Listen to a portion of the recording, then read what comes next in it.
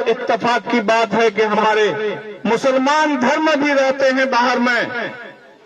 पता नहीं इस मुसलमान धर्म से हिंदुस्तान की मौजूदा सरकार को कौन तकलीफ है,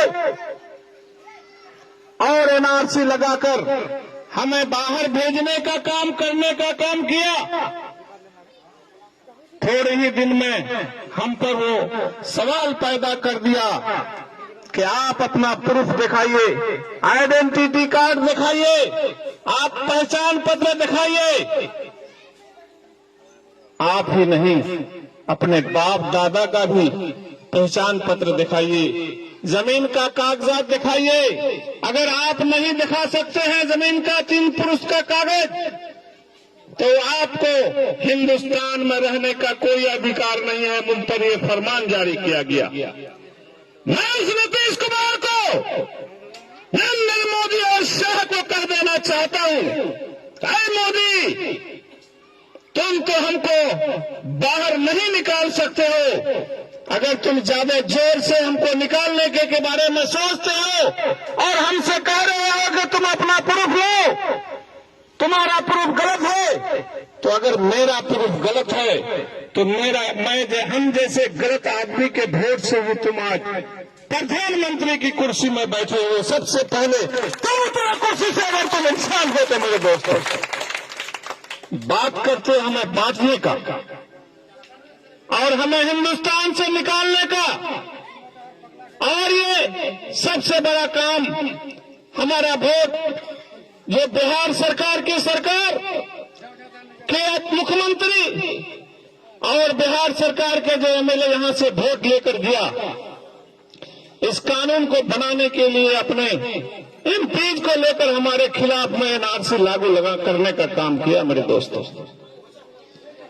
जब ये कानून लगा तो जनाब बैरिस्टर असदुद्दीन साहब का फोन आया हम लोगों के पास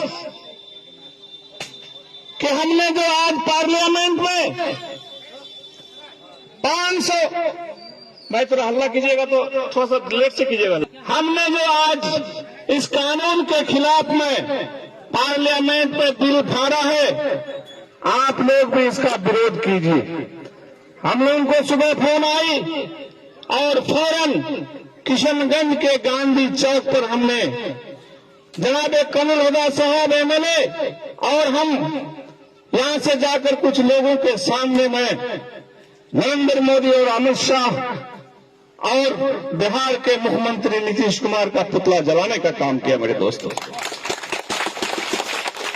उस दिन से यह बात आज इजाद हुआ और दिल्ली में भी शाहीन बाग लगने लगा। हम लोगों ने भी बहुत जगह धरना प्रदर्शन किया और जगह जगह हमारी मां बहनें शाहीन बाग लगाकर विरोध प्रदर्शन करने का काम किया। मेरे दोस्तों, इसी गांव से यहाँ के चंद नौजवानों ने एक एस्टीमेट बनाया कि आज हम लोग बूढ़ी मारी से लेकर मांडवी घाट तक, बस्ताकोला पुल तक यहाँ से धरना प्रदर्शन जाके करेंगे और यहाँ से जुलूस लेके जाएंगे। इत्तेफाक से मेरी तबीयत भी खराब थी, लेकिन इस तमाम नौजवानों का जज्बात को देखकर मेरी तबीयत खराब के वजह अच्छा हो गया। मेरे दोस्तों, और मैं इस बूढ़ी मारी की सरजमीन से पैदल 11 किलोमीटर जाकर के मस्तान चौक का गोलंबर से घूम करके आकर के फिर वो जो नया गोदाम बन रहा था वहां पर हम लोगों ने हजारों आदमी के सामने में वहां पर धरना प्रदर्शन और कुछ गुफ्तगू करने का काम किया। इसी बीच में भाजपा के एमएलए जनाब मास्टर मुजाहिद साहब और उसके साथ 1-2 आदमी मिलकर वहां पर हम लोगों को डिस्टर्ब करने का काम किया। लेकिन डिस्टर्ब करने से हमारे जैसा आदमी डिस्टर्ब करेगा तो हम उसको डिस्टर्ब करेंगे, मुकाबला किया। वहां पर हमने हमारे तकरीर को दोबारा चलाने के लिए आप तमाम जैसे जनताओं का एक तरफा बयान मिला। मेरे दोस्तों, इसके फितरत में है लोगों को डिस्टर्ब करना। अभी हमारे यहाँ पर जो प्रोग्राम चल रहा था, इन लोगों ने, बच्चा सब ने माइक का लगाया था और अभी अभी आपके सामने में एक टेलीफोन से साजिश के तहत बिजली को कटवा देने का काम किया था मेरे दोस्तों। अभी थोड़ी देर बाद मैं चेतावनी देना चाहता हूं ऐसे 2 नंबर आदमी और 2 नंबर नेताओं को कि मैदान जंग में उतरे हैं तो सारा हर्ब हथियार मेरे साथ में रहता है। मैं उसके बिजली का परवाह किए बगैर अपने गाड़ी से मैं साउंड का इंतजाम जो मेरे पास था आप तमाम लोगों के सामने में लगाकर प्रोग्राम को चलाने का काम करता हूं। मेरे दोस्तों, आप लोग एक बात समझ जाइए कि आपकी दुआ अगर मेरे साथ में है तो इंशाअल्लाह रहमान आप हमको जानते हैं, आप लोगों का सर कभी हम झुकने नहीं देंगे, चाहे उसके लिए हमारे सर रहे या बचे नहीं। मैं आप तमाम लोगों को विकास का भी कुछ बात सुना दूं। आज जब हमको हिंदुस्तान से बाहर निकालने के लिए साजिशें धीमी पड़ गई, अल्लाह ताला के तरफ से एक बीमारी आई जिसका नाम कोरोना हुआ, और इसको देखते हुए हिंदुस्तान की सरकार लॉकडाउन लगाने का काम किया। मेरे दोस्तों, जबकि इस बीमारी का इलाज सिर्फ और सिर्फ लॉकडाउन नहीं है। मेरा भी लड़का दुबई में रहता है, आप लोग देखे होंगे, बाबू जनाब इफ्तिखार अस्फी साहब, और उससे छोटा वाला लड़का जो मेरा मुखियागिरी करता है जो गुड्डू बाबू है, और तीसरा लड़का जो बादशाह जिसको इश्तियाक अस्फी के नाम से जानता है, 2 लड़का दुबई में रहता है। उन लोगों का कहना है कि अब्बा ये जबरदस्ती इस तरीके का लॉकडाउन लगाया है। दुबई में लॉकडाउन कैसे लगा बाबू बताओ तो? उसका वहां पर से जवाब आया कि सारे लोगों का जांच हुआ। एक तरफ से पूरे दुबई में जितने लोग हैं सबका जांच हुआ, और जांच के बाद जिन आदमी को कोरोना पॉजिटिव पाया गया उसको ही सिर्फ क्वारंटाइन सेंटर में, वो भी हॉस्पिटल में क्वारंटाइन सेंटर बना और हॉस्पिटल में उसको 14 दिन रख करके उसको अच्छा करके भेजने का काम किया। और बाकी लोगों को कहा गया कि ठीक है, तुम लोग जिस तरह का हर दिन घूमते थे, हर दिन बाजार करते थे, हर दिन तुम लोग अपना व्यापारी करते थे, उसी तरह से काम करो। दुबई जैसा छोटा मुल्क, उसके पास हॉस्पिटल है, डॉक्टर है, सारा सामान जांच करने से लेकर इलाज करने तक का सामान को मुहैया करके रखा है। मैं पूछना चाहता हूं हिंदुस्तान की और बिहार की सरकार से कि तुम्हारे पास कितने हॉस्पिटल हैं? तुमने हमारे पैसे को नाजायज बर्बाद किया है। हमारे पैसे को टैक्स के रूप पर वसूल कर मिडिल स्कूल को, प्राइमरी स्कूल को और हाई स्कूल की बिल्डिंगें 2 मंजिला 3 मंजिला बना दिया। प्राइमरी स्कूल को मिडिल स्कूल बना दिया, मिडिल स्कूल को हाई स्कूल और हाई स्कूल को कॉलेज तो बना दिया। सबके पेशानी पर लिख दिए कि कॉलेज, हाई स्कूल। मैं पूछना चाहता हूं नीतीश कुमार, तुम्हें इस बात के बारे में जवाब देना पड़ेगा बस 2 महीने में। हमारा पैसा से तुम 3 मंजिला बिल्डिंग खड़ा कर दिया, लेकिन उस स्कूल में तुमने शिक्षक का बहाली नहीं किया, मास्टर का बहाली नहीं किया। हॉस्पिटल की बड़ी बड़ी बिल्डिंगें खड़ा कर दिए, वहां पर डॉक्टरों का इंतजाम नहीं किया। इसलिए नहीं किया कि डॉक्टर को बहाली करने से, टीचर को बहाली करने से हमारा कमीशन नहीं आएगा। 1-1 करोड़ नहीं, 50-50 करोड़ रुपये का बिल्डिंग तुमने बनवाया और 20 से 30% रुपया खर्चा करके 70% रुपया बचाकर 35% रुपया अपने एटीसी में रखने का काम किया। मेरे दोस्तों, आप लोग प्लीज सुन लीजिए। मैं उस बिहार सरकार को पूछना चाहता हूं और कह देना चाहता हूं, इसी खरबों रुपया को अगर आधा पैसे से बिल्डिंग बनाते और आधा पैसा से मास्टर को बहाली करके उस स्कूल में पढ़ाने के लिए भेजते, हम समझते हैं कि आज हमारे बाल बच्चा मोहताज नहीं रहता, तालीम से महरूम नहीं रहता, और तुम्हारा भी एटीसी भरा हुआ काम नहीं होता।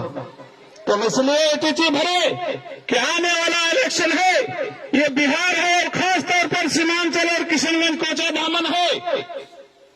और कोचा दामन के विधायक तो अलग ही सोचते हैं कि हमारे यहाँ पर 25-30 हजार हिंदू वोट है, वो तो हमारा जागीर है, हमको मिलबे करेगा। और मुसलमान वोट बिकता है, इसलिए उसके लिए पैसा चाहिए, तो पैसा हम इकट्ठा कर लिए हैं और पैसे के चोट पर हम वोट खरीद लेंगे और फिर दोबारा हम इलेक्शन में आकर इलेक्शन जीत जाएंगे।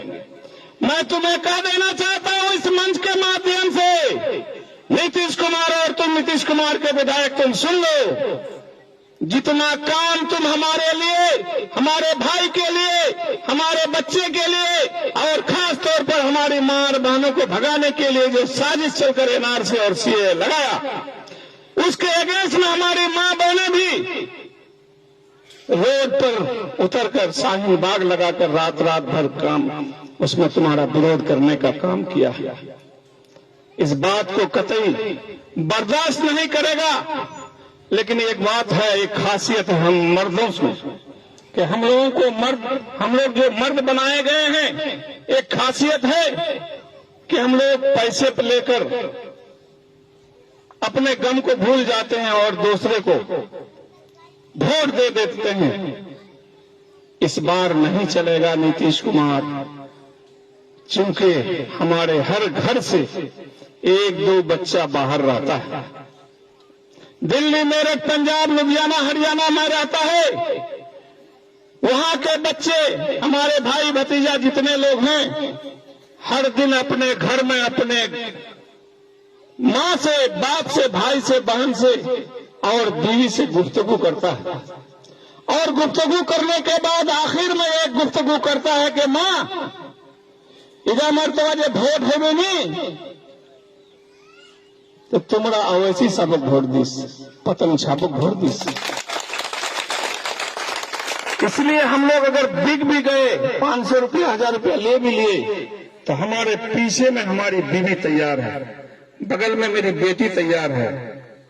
हमें पैसा लेकर वोट देने के लिए छूट नहीं देगा मेरे दोस्तों।